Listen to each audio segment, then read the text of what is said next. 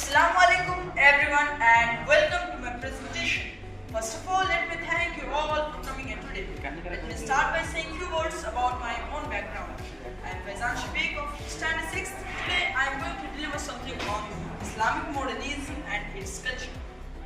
Islamic modernism may be defined as a reform of inherent Islamic tradition by stressing the importance of Quran and Sunnah to the needs of contemporary society. Encompassing its modern institution and technology, Islamic modernism emerged in the 19th century from different parts with a primary goal to reinstate the dynamism, flexibility and potency of Muslim communities. In particular, Islamic modernism emerged to counter Western influence. The Islamic modernists borrowed certain Western aspects to avoid the replacement of Islamic culture by Western culture. For instance, they used science and technology to reclaim Islamic heritage because European science originated from classical Islamic learning. Islamic modernists differentiated between the acquired knowledge and revealed knowledge by ensuring that both did not clash. Primarily, major modernist movements were emerged in India, Indonesia, Iran, Pakistan and Egypt. Specifically, these movements focused on politics, law, education, society, intellectuals,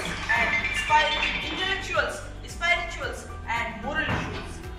Some notable Islamic modernists were Shah Walillah, Jamaluddin al-Afghanis, Sayyid Ahmad Khan, Muhammad Abdul and Rashid Rida. Islamic modernism began in Egypt and India in the second part of 19th century. These movements were mainly characterized by a remarkable of intellectual developments.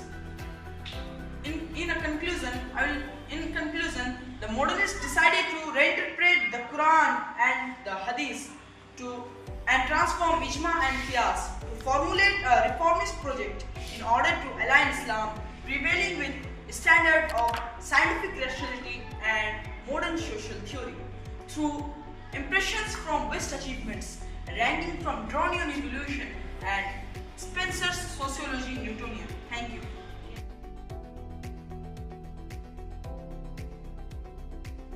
Audio Jungle.